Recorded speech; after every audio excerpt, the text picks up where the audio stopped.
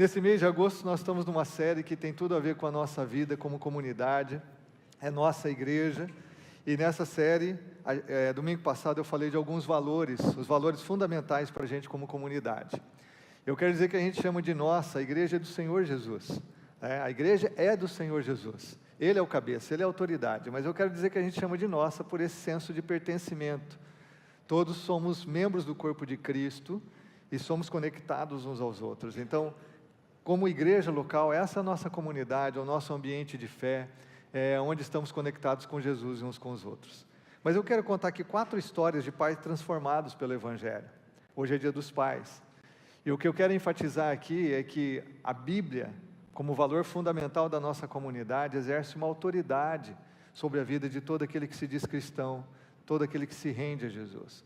Eu vou mencionar aqui, são nomes fictícios, mas são histórias reais, de homens que foram transformados pela graça, ao conhecer a Bíblia, ao conhecer a palavra. Os nomes são fictícios aqui, mas nós temos a história do Carlos. Ele trabalhava muito, ele dizia que fazia tudo pela família, mas nunca estava em casa. Ele era distante, seco com a esposa, frio com os filhos, porque ele se preocupava apenas em pagar as contas. Mas um dia ele foi convidado a um culto por um colega de trabalho, e ele ouviu realmente do amor do Pai Celestial, do amor que Deus como Pai tinha por ele, como esse amor não era só de provisão, mas era de relacionamento, de calor, é um relacionamento próximo. E em conhecer o amor de Deus, ele entendeu o quanto Deus não abandona seus filhos, quanto Deus caminha com seus filhos, e isso mexeu com ele profundamente. Ele se converteu. A experiência dele no processo de conversão foi de pedir perdão à esposa, pedir perdão aos filhos. Ele passou a priorizar o lar, começou a orar com os filhos antes de dormir, um milagre, a irem juntos à igreja, e ele se tornou um pai, de fato, presente, participante da vida dos filhos. Tudo isso porque o Evangelho alcançou o coração de um homem, nas suas dificuldades, nos seus desafios, e às vezes na sua visão, a sua cosmovisão de mundo, que era muito pequena, diante da grandeza do que Deus tem para um homem e para um pai. Conheço a história de um homem, usar o nome aqui de João, um pai violento. O João era conhecido pelo seu temperamento explosivo, ele gritava com os filhos, muitas vezes os assustava, a esposa vivia com medo, a casa era um campo de tensão, um campo de batalha. Deixa eu abrir um parênteses aqui. Tem alguém bem próximo da nossa família. Eu me reuni com alguns membros da nossa família recentemente, moram fora do país. Eu estava compartilhando com a minha esposa, que não conheceu essas primas na época da juventude. Então, essas primas viveram debaixo de um pai abusivo, alcoólatra, violento. Por muitas vezes viram o pai agredir a mãe, viviam debaixo de medo. Irmãos, uma história muito triste. Até que um dia a mãe teve coragem de fugir com as 3 filhas. Fugir para outra cidade, teve que se esconder, para pegar um ônibus. Elas foram meio cobertas, elas meio que se encapuzaram, porque tinham medo dele encontrá-las no caminho, encontrá-las na rodoviária. Uma história de terror por anos e anos. Mas eu estava falando com a minha esposa e testemunho a vocês, como a graça alcançou essas meninas, alcançou a mãe delas, uma mulher de fé, uma mulher extraordinária. E você vê a vida dessas meninas, elas não ficaram presas à mágoa, não ficaram presas ao rancor, elas não ficaram presas ao passado. Pelo contrário, gratidão a Deus, gratidão pela vida que elas construíram no Senhor. Procuraram honrar o seu pai, mesmo com as atitudes e o distanciamento dele tão grande de Deus e delas como filhas.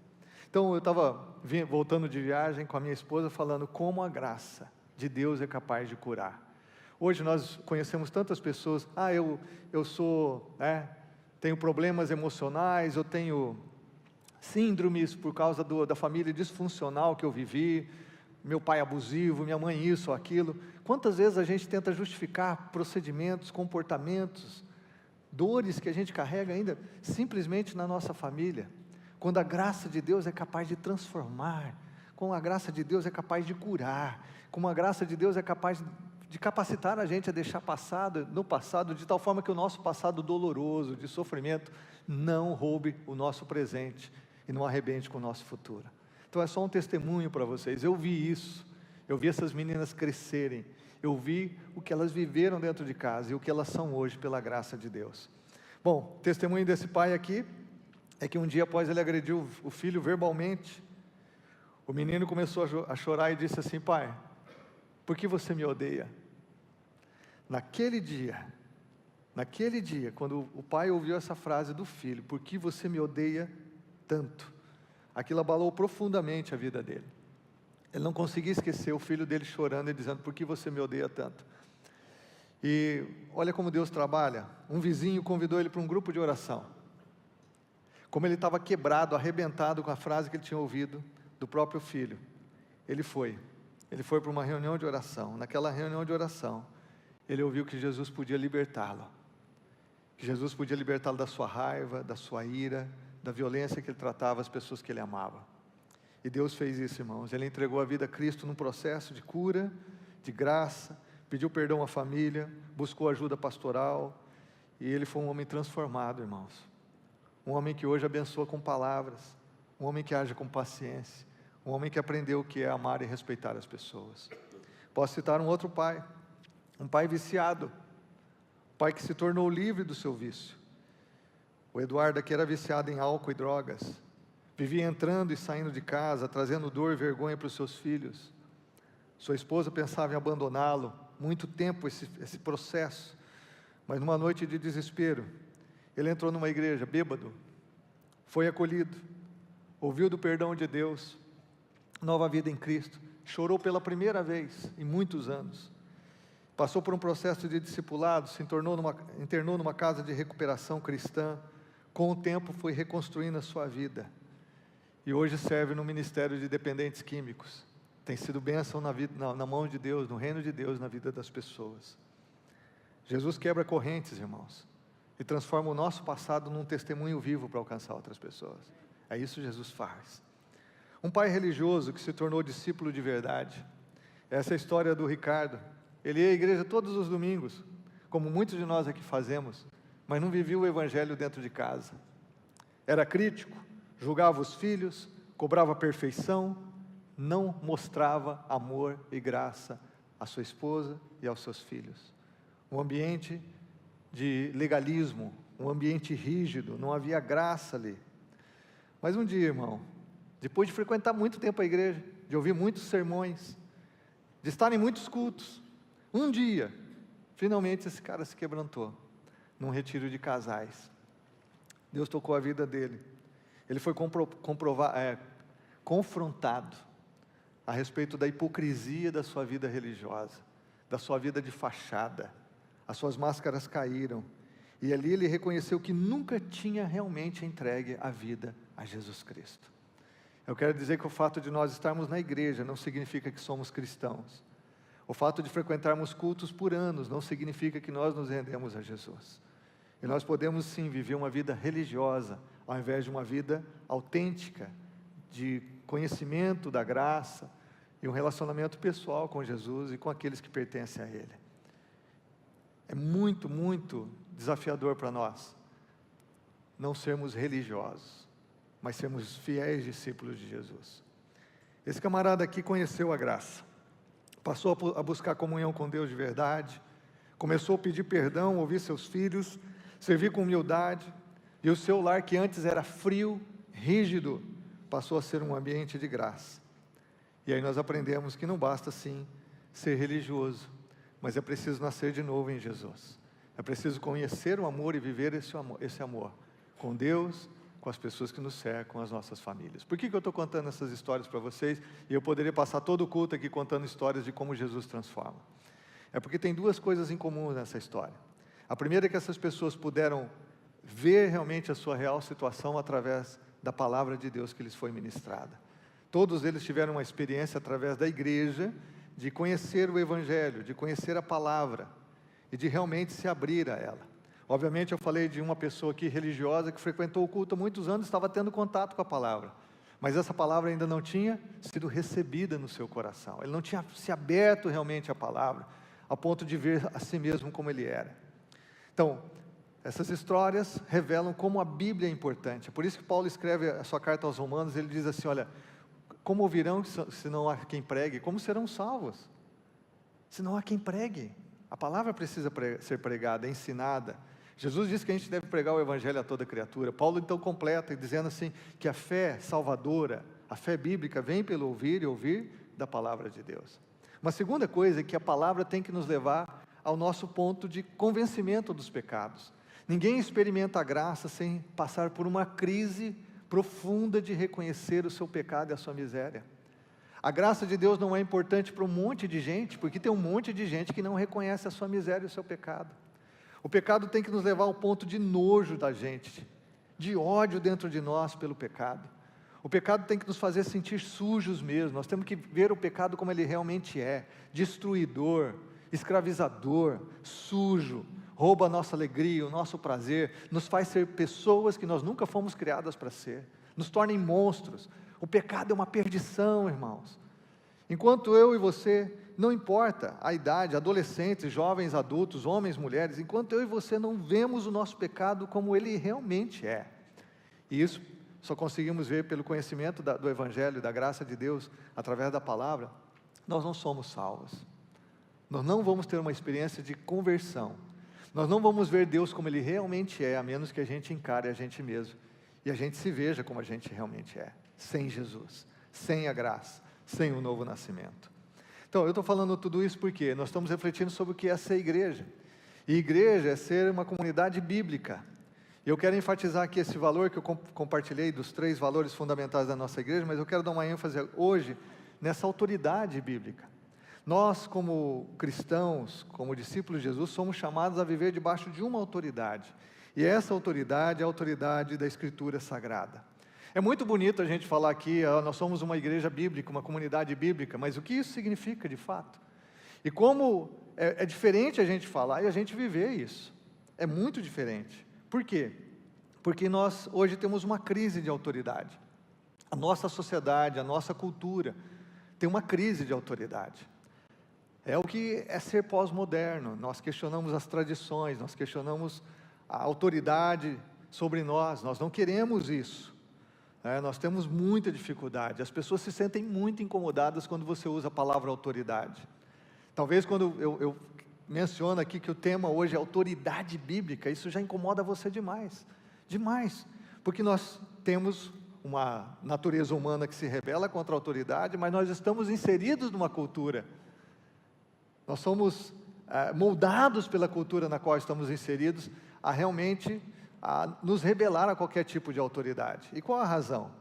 Porque nós estamos vivendo numa época em que nós queremos fazer as próprias regras. Nós queremos tomar o rumo pelo nosso destino, fazer nossas próprias escolhas. Nós não queremos que nada tenha autoridade sobre nós. Isso é algo impensável na vida de muitos de nós, isso é impensável na nossa geração. Não quero autoridade nenhuma sobre mim. Nós fazemos as próprias regras, traçamos o nosso próprio caminho. Toda noção de autoridade, ela traz uma limitação. Ela impõe limitações àquilo que eu quero fazer. Então, as pessoas não gostam de pensar em quaisquer limitações de opções. Qualquer autoridade é vista como repressiva. E aí, nós queremos viver para construir nossas próprias realidades, livres para manifestar os nossos desejos e, obviamente, alcançá-los ou realizá-los. A ideia de opções intelectuais do indivíduo a respeito da natureza e propósitos de Deus serem limitados por uma autoridade, controlados por uma norma externa, que nesse caso é a Bíblia, isso está potencialmente em conflito com a visão de mundo que põe a ênfase na autonomia, na autogeração, na autovalidação. Ou seja, a visão de mundo é a seguinte: eu traço o meu caminho, eu faço minhas escolhas, eu construo o meu destino, e eu não quero que nada nem ninguém imponha limitações àquilo que eu quero. A minha vontade é soberana. E quando pessoas se dispõem a crer na Bíblia como autoridade espiritual, autoridade bíblica, e reconhecer a Bíblia, o que eu quero dizer com isso? Reconhecer a Bíblia como realmente a revelação de Deus aos homens, como palavra inerrante, como a regra de fé e prática, na nossa doutrina, na nossa fé cristã, na nossa vida com Deus? Quem vai decidir como eu vivo a minha sexualidade, por exemplo? Quem vai estabelecer os fundamentos da minha identidade? Quem vai trazer preceitos ou direção para o meu casamento, ou para a forma como eu educo meus filhos? Para onde nós vamos nesse mundo de tantas opções e possibilidades? Para onde a gente corre? Eu vou construir tudo isso em mim mesmo? Sou eu que vou definir tudo isso? Obviamente que não. Nós recebemos aqui e ali da experiência, da família, da cultura, da sociedade, e tudo isso é muito confuso, tudo isso é muito passageiro, tudo isso é muito efêmero. Então, como cristãos, nós chegamos ao ponto de entender assim: existe uma revelação, uma autorrevelação de Deus. Existe o Verbo vivo, que é o Deus encarnado, a pessoa de Jesus Cristo, e existe o Verbo escrito, a palavra de Deus escrita. E a palavra escrita de Deus e o Verbo vivo se completam. É impossível conhecer Jesus sem conhecer a palavra. E a palavra está fundamentada em Cristo, ela é completamente cristocêntrica. Então, o Verbo vivo, o Deus vivo que se encarnou, e a palavra escrita são revelações de Deus à humanidade, que caminham juntas para que nós possamos conhecer Deus como Ele é, e a nós mesmos como devemos ser. Então, eu quero que você entenda o seguinte: crer em Deus impõe limites. Se você tem uma fé em Deus, significa que impõe limites a você. Eu não vou ser pai de qualquer jeito. Eu não vou viver a sexualidade de qualquer jeito. Eu não vou conviver no mundo de negócios de qualquer jeito. Porque a minha fé, se submissa à autoridade da Bíblia, significa que eu tenho limites impostos a mim. E essa é a razão que muita gente não curte igreja. Essa é a razão que muita gente não curte a Bíblia. Essa é a razão que muita gente não curte Deus. Porque crer em Deus impõe limites à nossa existência. A nossa cosmovisão, nossa visão de mundo é transformada. Agora eu queria que você pensasse um pouquinho sobre limites. Os limites são ruins, irmãos? Os limites são para nos destruir? Para nos arrebentar? Para tirar a alegria da nossa vida, o prazer de viver? Não. Os limites impostos em Deus, ou por Deus, em sua graça, em seu amor, com o propósito que Ele tem para nós, são para nos proteger. Eu sempre uso o exemplo de que aqui na esquina tem um limite imposto, existe um sinaleiro, e a lei está ali dizendo que eu não posso atravessar a avenida se estiver vermelho. Agora o limite é para me destruir? Não. O limite é para tirar minha alegria de passear no domingo? Não. O limite é para quê? É para me proteger, e é para proteger os outros, para que no cruzamento a gente não venha a experimentar um acidente. Quando você olha limites, muitas vezes a gente pensa: limite é para me cercear, limite é para me controlar, limite é para me arrebentar, limite é para me impedir de fazer o que eu quero fazer. Os limites oriundos do coração de Deus a nós são para promover o melhor, porque o ser humano sem limites se torna um monstro. A criança, por mais bela que seja, nós somos pais aqui comemorando o Dia dos Pais, as crianças, por mais fofinhas que sejam, se elas forem criadas sem limites, elas se tornam monstros, se tornam pessoas que não são gente de verdade, porque crescem sem limites. Qualquer ser humano que se entrega aos seus prazeres, aos desejos do seu coração sem limites, se destrói e destrói a vida de outras pessoas.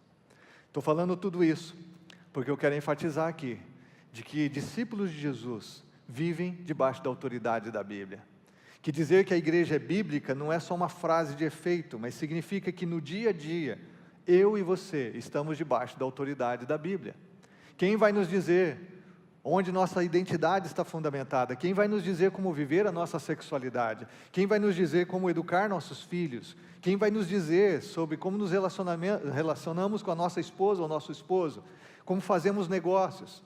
Quem vai nos dizer sobre tudo isso é a autorrevelação de Deus, a palavra, a Escritura Sagrada. Eu vou usar aqui como sinônimos. Quero dar 2 exemplos bem rápidos aqui. Eu falei que a gente ia fundamentar essa série em alguns trechos, compartilhando trechos do livro de Atos. Quero compartilhar 2 textos aqui com você, para você entender isso. O primeiro texto está lá em Atos capítulo 4. A igreja começa a se expandir, o Espírito Santo desce. Pedro e João, então, Deus os usa para operar uma cura maravilhosa do coxo na porta formosa do templo, em Atos capítulo 3, Pedro prega, gente se converte, agora 5.000 pessoas, e aí eles são convocados pelas autoridades judaicas. E olha o que acontece aqui em Atos 4, verso 18 a 20, diz assim: chamando-os novamente, Pedro e João, ordenaram-lhes que não falassem nem ensinassem em nome de Jesus. Mas Pedro e João responderam: julguem os senhores mesmos, se é justo aos olhos de Deus obedecer aos senhores e não a Deus, pois não podemos deixar de falar do que vimos e ouvimos. Nós muitas vezes gostamos tanto dessa frase, não podemos deixar de falar do que vimos e ouvimos, e não podemos mesmo.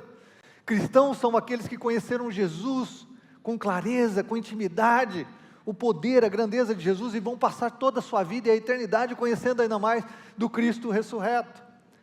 E nós não podemos deixar de falar do que a gente vê, do que a gente ouve em Cristo. Nós não podemos, é por isso que testemunhamos com a nossa vida, com as nossas palavras, não podemos. Agora, eu quero que você entenda uma coisa nesse texto. Esse trecho do livro de Atos é marcante porque evidencia a autoridade da palavra de Deus acima da cultura, acima das pressões humanas. O que nós vemos nesse texto é que a autoridade divina está acima da autoridade humana, mesmo diante da pressão das autoridades religiosas judaicas. Pedro e João deixaram claro: a obediência a Deus e a revelação de Cristo está acima da obediência à cultura religiosa ou às leis humanas. Se a lei humana, se a cultura humana, se as autoridades religiosas estão me pedindo algo, estão me orientando a algo, ou estão definindo algo para mim, que está em contrariedade com aquilo que a Escritura Sagrada me diz, eu devo ficar com a Escritura. E é isso que Pedro e João, cheios do Espírito Santo, têm coragem de afirmar para as autoridades: olha, nós não vamos obedecer aos homens, quando os homens estão em oposição ao que Deus quer. Importa obedecer a Deus antes dos homens. Aqui nós temos um confronto direto com a cultura religiosa vigente.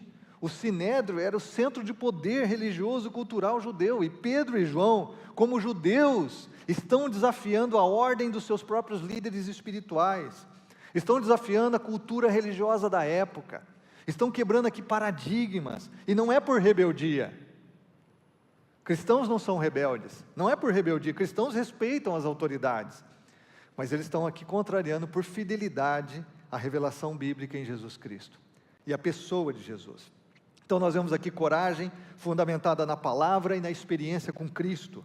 Eles não falavam por uma opinião diferente, eles não falavam por uma outra tradição, mas por convicção baseada na realidade da ressurreição de Jesus e no cumprimento das Escrituras. O que isso tem a ver comigo hoje e com você? Isso tem a ver que nós precisamos discernir quando a cultura, seja ela religiosa, política ou social, entra em conflito com os princípios da palavra de Deus. E nós precisamos responder com a mesma fidelidade, com a mesma coragem, com a mesma ousadia que Pedro e João, mesmo que isso custe, irmãos, rejeição ou perseguição, que foi o caso que os apóstolos experimentaram. Segundo texto que eu quero compartilhar com você no livro de Atos, está lá em Atos 17. A igreja se desenvolveu, essa parte do livro de Atos fala das viagens missionárias do apóstolo Paulo, e a Bíblia diz aqui, que logo que anoiteceu, Paulo e Silas estão sendo perseguidos nas cidades por onde eles estão passando, então eles são enviados a uma cidadezinha chamada Bereia, e a Bíblia diz que chegando ali eles foram à sinagoga judaica, e diz que os bereanos eram mais nobres do que os tessalonicenses, onde Paulo e Silas já haviam passado pregando na cidade de Tessalônica. Por que eles eram mais nobres? Esse termo, essa afirmação, pois receberam a mensagem com grande interesse. Eles receberam a mensagem do apóstolo Paulo com grande interesse, e olha aqui o detalhe, examinando todos os dias as Escrituras, para ver se tudo era assim mesmo. Eles estão ouvindo o apóstolo Paulo, irmãos, mas eles estão examinando se tudo é do jeito certo. Olha que interessante isso, e a Bíblia diz aqui que creram muito dentre os judeus, bem como dentre os gregos. Observe isso, judeus e gregos, judeus e gentios, e diz também que um bom número de mulheres, de elevada posição, e não poucos homens.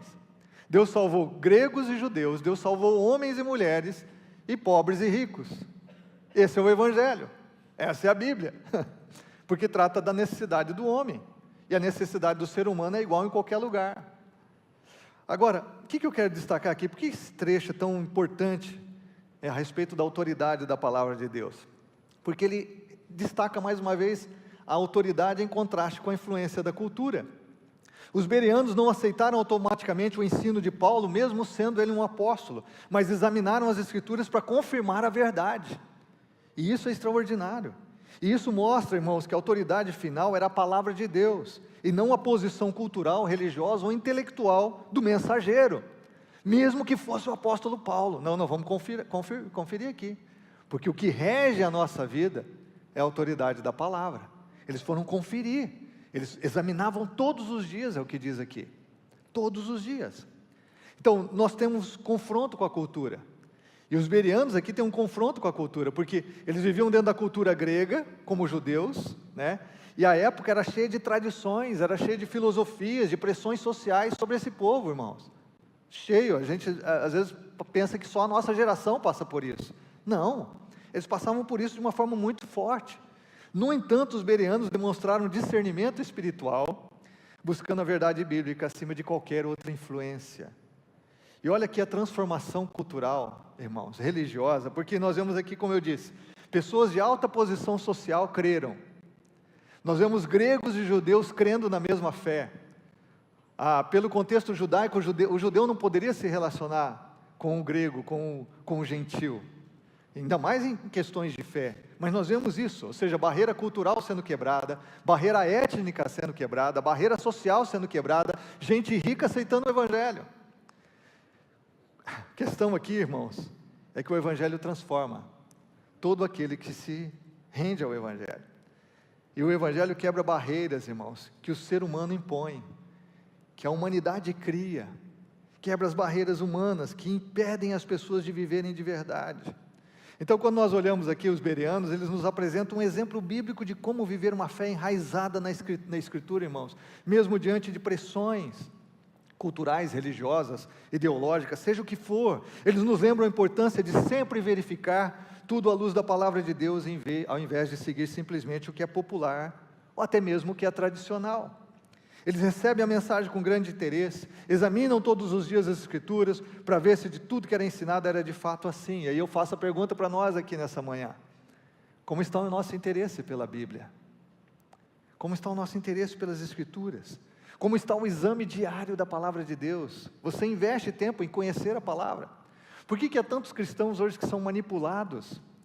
Socialmente, politicamente, religiosamente, por quê?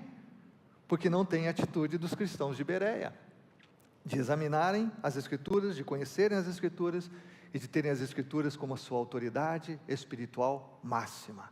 Somos dirigidos pela Escritura, o povo de Deus é um povo dirigido pela palavra, a Bíblia.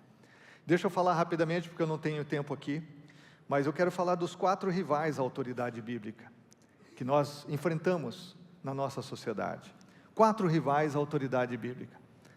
Primeiro é a cultura. A cultura, porque há aqueles, irmãos, especialmente nos teólogos liberais, que insistem que a teologia cristã deve se relacionar com os modos modernos ou pós-modernos de pensar, ou com os valores aceitáveis à nossa cultura. Então, o que eu quero dizer com isso? Nós vivemos uma era onde a cultura dita o que é certo e errado, e muitos se perguntam: devemos adaptar a palavra de Deus à cultura, ou submeter a cultura à palavra? Algum tempo atrás, um pastor ficou ainda mais na mídia social por causa de uma afirmação de que a Bíblia deveria ser atualizada, para se adequar a questões culturais, para se adequar a questões sociais. A Bíblia deve ser contextualizada. Precisamos entender o que a Bíblia disse aos seus primeiros ouvintes e o que ela está dizendo a nós hoje, na nossa geração. Mas a Bíblia não precisa ser atualizada. A sociedade passa, a cultura passa, as modas passam, mas a palavra de Deus permanece para sempre. Mas há uma pressão. Um dos rivais à autoridade bíblica é exatamente a cultura. Vivemos esses dias e precisamos entender que a rapidez em que as mudanças culturais acontecem em nossos dias vai levar a qualquer adequação do cristianismo à cultura a tornar-se obsoleto. Ou seja, se o cristianismo se adequa a uma cultura nesses anos que estamos vivendo, logo ele vai se tornar obsoleto na próxima geração. Gosto de uma frase em que alguém disse assim: a sabedoria da moda atual rapidamente torna-se a moda descartável de amanhã. Se nós tentarmos ajustar a Bíblia à cultura, nós vamos ver a Bíblia se tornando obsoleta. ela não vai ter uma mensagem transformadora mais, ela vai se tornar irrelevante para a próxima cultura, para a próxima moda, para a próxima geração. Alguém disse assim: se você se casa com o espírito da sua geração, você será um viúvo na próxima. Se você se casa com o espírito da sua geração, você será viúvo na próxima. Então há pessoas que querem que o cristianismo se conforme à tendência cultural mais nova, presumindo-se que qualquer direção que a cultura tome será de algum modo resultado até da providência divina. E normalmente políticos usam isso. Se você olhar a história da igreja, a história recente do mundo, você vai entender que a igreja na Alemanha, que muitos teólogos apoiaram o movimento de guerra imperial da Alemanha na Primeira Guerra Mundial, e depois a igreja e teólogos liberais viam Hitler como um representante de Deus. Você pode acreditar nisso, mas foi isso que aconteceu. Leia a história. A igreja apoiando Hitler, apoiando uma ideologia racial. Por quê? Porque eles foram se acomodar à cultura vigente da sua geração. Teólogos defendiam que Hitler era o ilustre representante da igreja diante da nação alemã. O stalinismo, Stanley, me lembro o nome não é Stanley, Stalin. Tanto nome, meus irmãos, eu estou ficando meio velho aqui, vocês sabem disso, né? O Stalin, mesma coisa na União Soviética. Igreja, teólogos apoiando. O que nós vemos no Brasil hoje, muitas vezes, irmãos? Como a cultura, como a igreja, ela vai sendo moldada, ela vai sendo capturada pelos políticos, pela cultura, vai sendo capturada pela sociedade. Às vezes a igreja está refém de ideologias políticas. Os cristãos estão refém. A igreja é maior, irmão, do que a cultura, do que qualquer organização política, social. A igreja é maior do que qualquer organização humana, porque a igreja é a noiva de Cristo, irmãos. E a igreja está sob a autoridade da palavra. Eu gosto de uma frase de Alistair McGrath, que ele diz assim: recuperar a Bíblia permite-nos imitar a Cristo, em vez do mais recente capricho de uma cultura fragmentada e confusa. Recuperar a Bíblia, a autoridade bíblica, permite-nos imitar a Cristo, em vez do mais recente capricho de uma cultura fragmentada e confusa. Então, um dos rivais da autoridade bíblica é a cultura. Segundo, a experiência. A experiência refere-se à sabedoria acumulada ao longo da vida. É verdade, todos nós temos a nossa experiência de vida. E há muito valor na nossa vida, na nossa experiência, como na cultura. Mas até a nossa experiência de vida, ela está submissa à autoridade da palavra de Deus. Esses homens que compartilhei a história aqui no começo, eram homens que tinham sua experiência de vida. E talvez a experiência do primeiro, de que ele é só provedor, de que ele tem que suprir a casa, era a experiência que ele tinha, mas a sua experiência, talvez herdou do avô, do pai, deveria agora, e é isso que aconteceu, graças a Deus, na vida desse homem, ser submetido ao que a palavra de Deus diz, do papel de um homem, de um...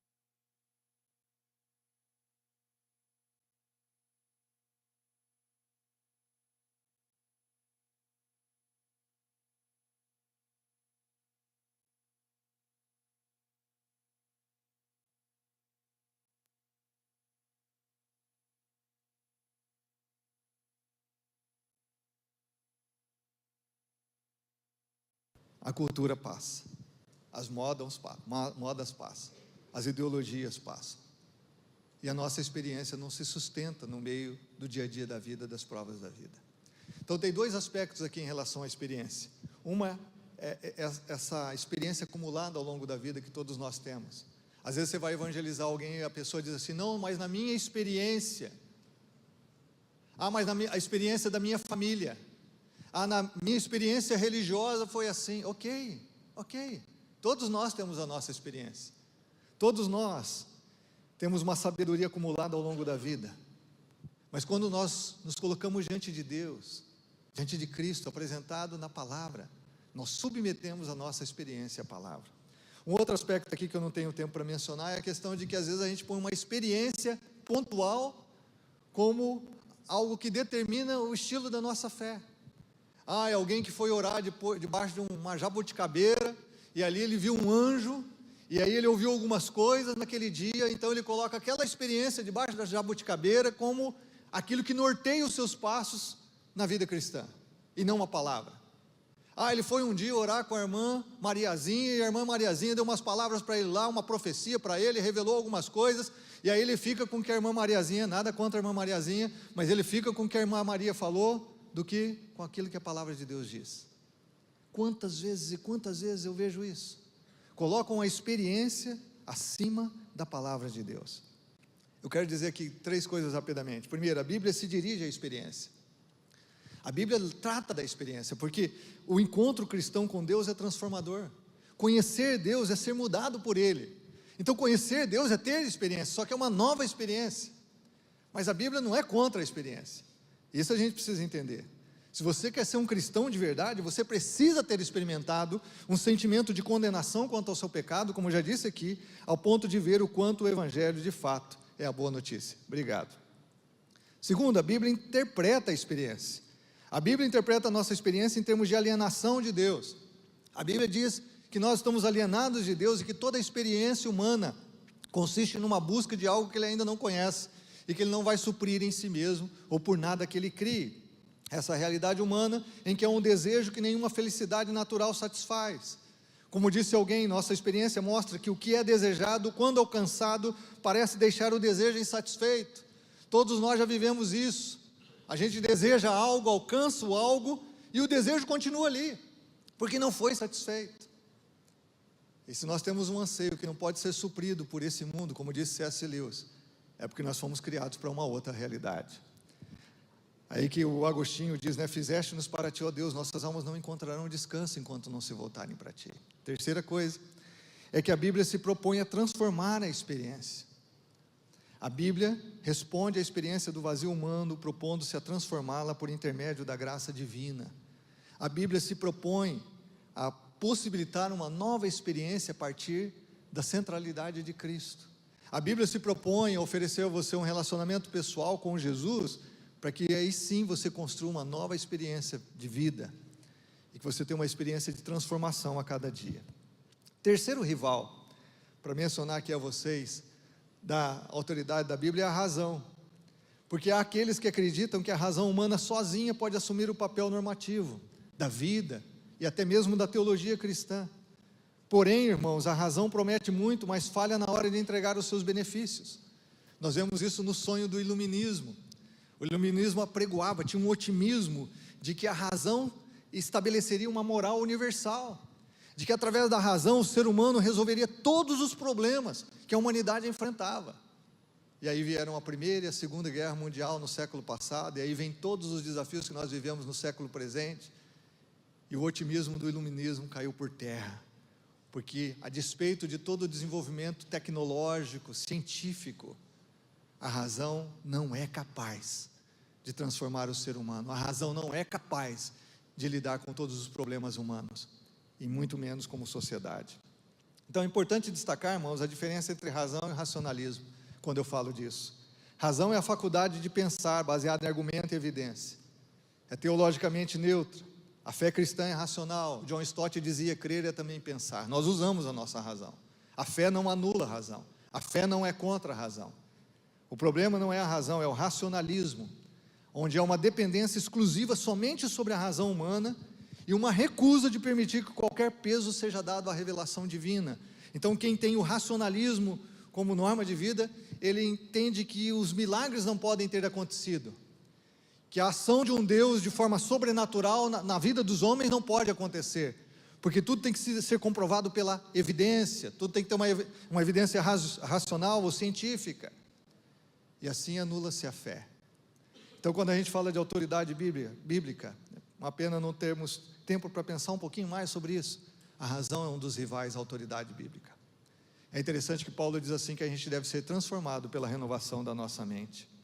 Nós não precisamos buscar em nós, irmãos, a solução, a atenção para os problemas pessoais que nós vemos, nós buscamos além de nós. Todo ser humano precisa não é de alguma coisa, mas é de uma pessoa que é além da gente, que é Deus, de uma pessoa que transcende a gente, transcende aquilo que a gente é capaz de pensar, de executar, de avaliar, que transcende, até mesmo porque a razão ela é muito subjetiva às vezes. Nem o cientista consegue ser 100% objetivo. Ele também é influenciado pela sua cultura, ele é influenciado pelas suas experiências de vida. A racionalidade, ela não é pura. O último inimigo, ou o último rival, na verdade, não é inimigo, é a tradição. A tradição trata de uma doutrina ou crença tradicional que tem força de autoridade por causa da sua antiguidade. Mas eu coloquei uma frase aqui de Cipriano de Cartago, que ele afirmou no 3º século: uma antiga tradição pode ser só um antigo erro. A Bíblia não pode ser lida como se nunca tivesse sido lida antes, isso é verdade. A igreja não despreza a tradição. Muitas pessoas leram a Bíblia antes da gente, nós não vamos inventar a roda. Nós temos que considerar o que os nossos pais, a igreja primitiva, a igreja ao longo dos séculos, entendeu da fé cristã. Mas nós não podemos nos submeter a uma tradição que é contrária à Bíblia. E aí, irmãos, nós temos na religiosidade brasileira tantos e tantos exemplos de pessoas que creem em coisas que não estão na Bíblia. Não está na Bíblia, irmão, de nenhuma forma, que Maria permaneceu virgem, por exemplo. Não está na Bíblia de nenhuma forma que Maria foi assunta aos céus como Jesus foi. Não está na Bíblia em nenhuma forma que Maria é uma imaculada conceição, não, nenhum lugar. Mas a igreja desenvolveu uma tradição religiosa ao longo dos séculos, que hoje é visto acima da autoridade da Bíblia. Só para citar alguns exemplos mais comuns, que todos nós aqui conhecemos da religiosidade brasileira, mas há tantos e tantos e tantos. O que eu quero que você entenda assim: a cultura, a razão, a experiência, a tradição são rivais à autoridade da Bíblia. Eles são importantes. Nós precisamos entender a cultura. Nós vivemos dentro de uma cultura. Aquilo que na cultura não é pecaminoso, não há nenhum problema. Todos nós vivemos dentro de uma cultura.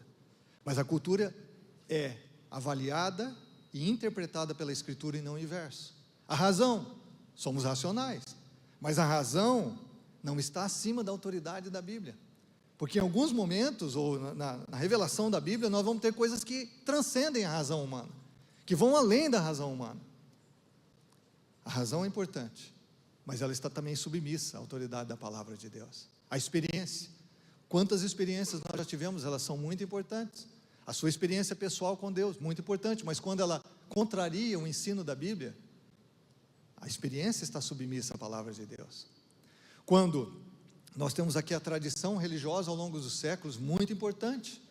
Vamos entendendo a revelação de Deus aos homens ao longo dos séculos. Mas a palavra é uma só, permanece a mesma, hoje e sempre. E toda a tradição humana ou religiosa, ela está submissa à autoridade da palavra de Deus. Quantas vezes eu vejo pessoas aqui na igreja que recebem o Evangelho, Deus está tocando o coração, o Espírito Santo está agindo, mas por conta de uma tradição familiar, não é nenhuma tradição religiosa muitas vezes, mas uma tradição familiar, essa pessoa não se rende a Jesus, essa pessoa não se entrega a Jesus, essa pessoa não se submete à autoridade de Jesus através da sua palavra. Então eu disse tudo isso até pensando no Dia dos Pais, irmãos. O Dia dos Pais é uma tradição cultural ou até comercial, uma tradição que está no nosso país. Em outros países são outros dias que se comemora o Dia dos Pais, mas para pensar um pouquinho aqui sobre o Dia dos Pais de acordo com a Bíblia. A Bíblia diz que é honra ao pai todos os dias, que os pais têm um papel fundamental dentro da família. A Bíblia diz dos filhos serem obedientes aos pais. A Bíblia diz dos pais criarem os seus filhos na doutrina e demonstração do Senhor. A Bíblia tem muito mais para a gente do que uma tradição comercial às vezes afirma, que às vezes vai até em direção oposta, como acontece com a Páscoa, muitas vezes com o Natal. O que eu quero aqui afirmar para você é que quando a gente diz ser igreja, igreja bíblica, significa que nós estamos debaixo da autoridade da Bíblia. Então quem vai resolver os meus conflitos, quem vai dirigir as minhas escolhas, quem vai nortear os meus passos, não é mais a minha vontade e nem a vontade de outros, não é mais a minha racionalidade e nem a racionalidade de outros, não é a cultura na qual eu estou inserido ou a cultura que está se impondo sobre mim, não é a tradição que eu recebi, seja da igreja ou da minha família, não é a experiência que eu construí ao longo dos anos, ou a experiência pontual que eu tive num dia debaixo de uma árvore. Não, o que norteia a nossa vida é a palavra de Deus. O que norteia a nossa experiência com Cristo, o que norteia o nosso andar com Jesus, só pode ser a autorrevelação de Deus através da Escritura Sagrada. Eu espero que você entenda isso, e que você e eu possamos ter aquilo que nós vimos na vida de Pedro e João, ao dizer: espera aí, nós não vamos obedecer vocês, não é porque a gente é rebelde, a gente só não vai obedecer vocês, porque acima de vocês está a revelação de Cristo para nós. É aquilo que a igreja de Bereia: espera aí, Paulo, nós vamos te ouvir, mas nós não vamos ouvir sem avaliar, porque acima de você como mensageiro está a palavra de Deus, e que você possa viver esse relacionamento tão vivo, tão pessoal com Cristo, que está fundamentado tão somente na sua palavra. Jesus é o mesmo ontem, hoje e sempre, e Ele afirmou, irmão, que a palavra dEle permanece para sempre. O apóstolo Pedro relembra o texto que ele diz assim: seca-se a erva, cai-se a flor, mas a palavra de Deus permanece para sempre, e é nela que nós devemos estar firmados, é por ela que nós devemos viver, servir e morrer.